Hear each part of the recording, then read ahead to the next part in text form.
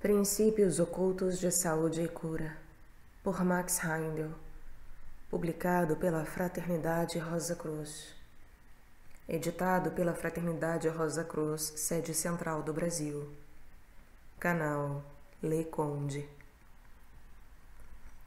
Primeira parte, capítulo 3, o corpo de desejos e a mente. O corpo de desejos. Na terceira revolução do período lunar, os senhores da individualidade irradiaram de si a substância que ajudou o homem que evoluía inconscientemente a construir e adaptar um corpo de desejos germinal. Ajudaram-no também a incorporar este corpo de desejos germinal ao corpo vital e ao corpo denso que já possuía. Este trabalho foi se realizando durante toda a terceira e quarta revoluções do período lunar. A antagônica vontade inferior, ou vontade do corpo, é uma das expressões da parte superior do corpo de desejos. Quando se produziu a divisão do Sol, da Lua e da Terra, na primeira parte da época lemúrica, a porção mais avançada da humanidade em formação experimentou uma divisão do seu corpo de desejos em uma parte superior e outra inferior. O resto da humanidade passou por uma experiência similar na primeira parte da época Atlante.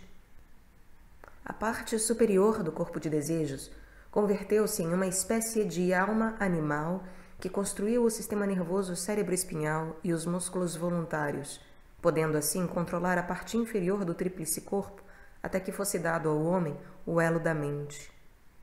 Então, a mente ligou-se à alma animal, tornando-se corregente do ser humano.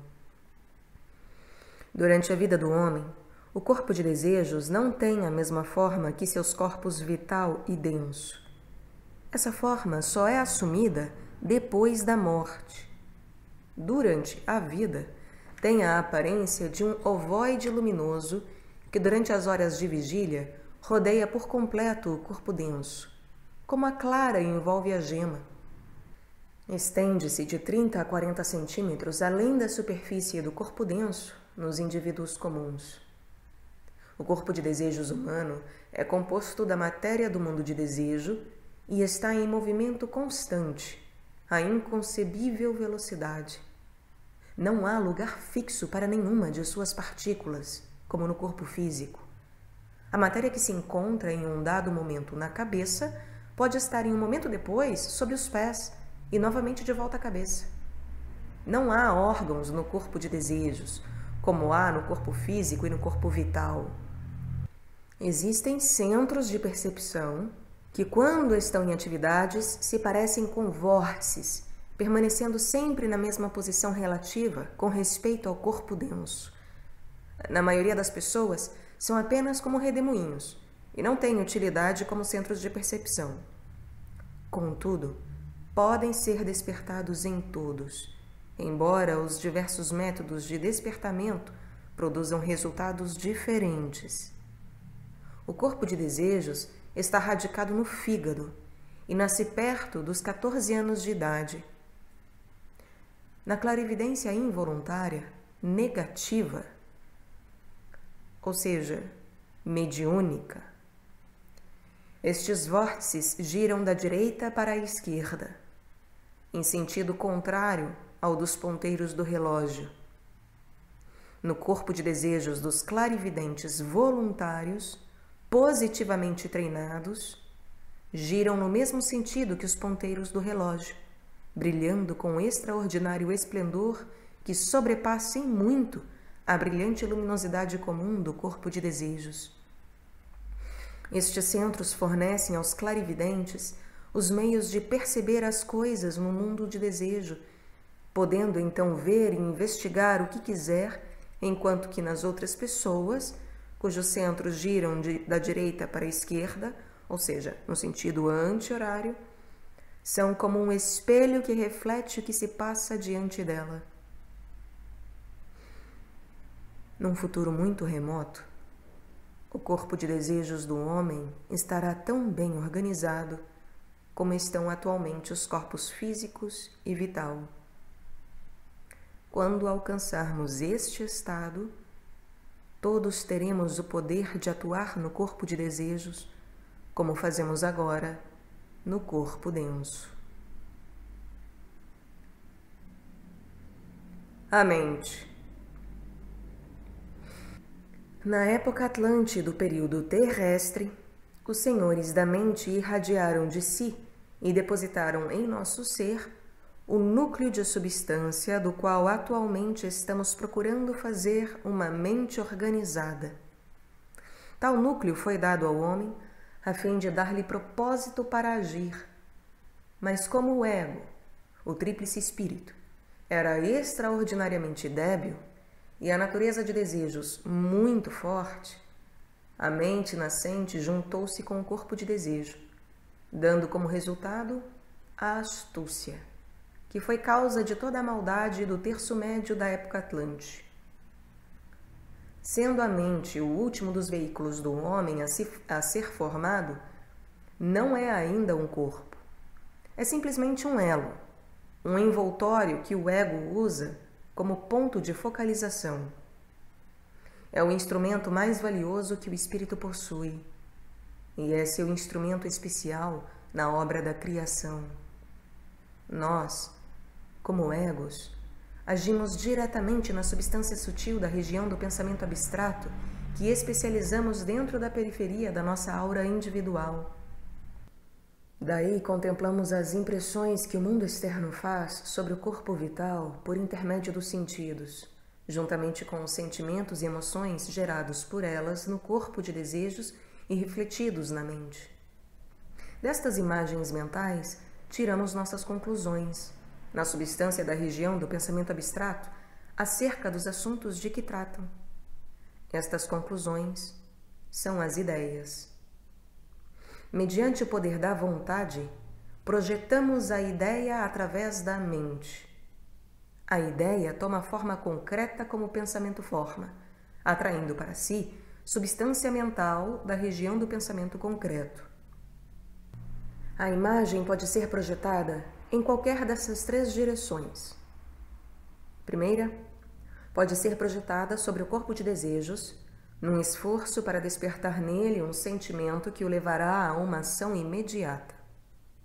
Segunda, quando os impactos externos não exigem da imagem mental uma ação imediata, pode ser projetada sobre o éter refletor, juntamente com os demais pensamentos ocasionados por ela, para serem utilizados no futuro. Terceira, pode ser projetada sobre outra mente, para agir como sugestão, para obter informações, etc.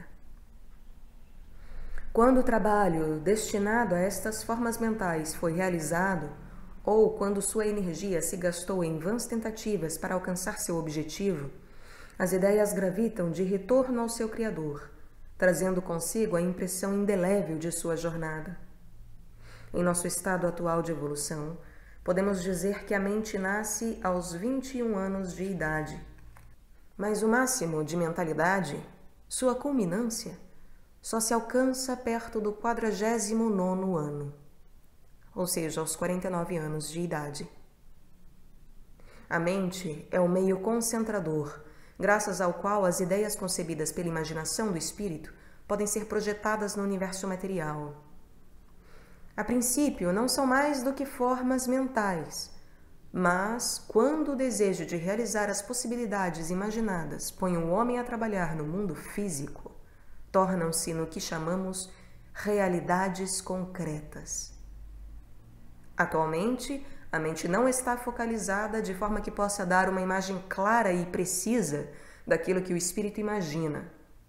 Não tem um foco único e nítido, e por isso dá imagens nebulosas. Daí a necessidade da experiência para demonstrar a impropriedade da primeira concepção e produzir novas imagens ou ideias até que a imagem produzida pelo espírito na substância mental seja reproduzida em substância física.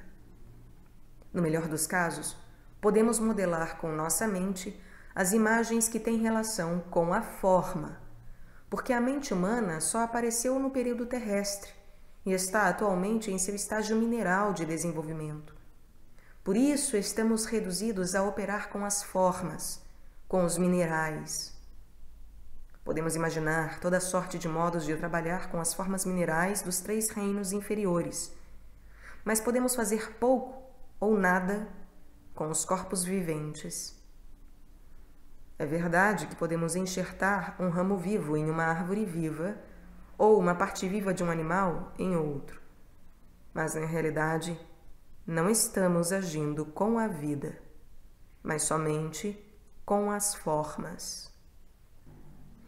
Estamos criando circunstâncias ou condições novas, mas a vida que já animava essa forma é a mesma que continua subsistindo. Trabalhar com a vida estará além do poder humano até que sua mente tenha sido vivificada. No período de Júpiter, a mente terá sido vivificada até certo ponto, e o homem poderá imaginar formas que viverão e crescerão como as plantas. No período de Vênus, quando sua mente tem adquirido sentimento, poderá criar coisas vivas que cresçam e tenham sensações, como os animais.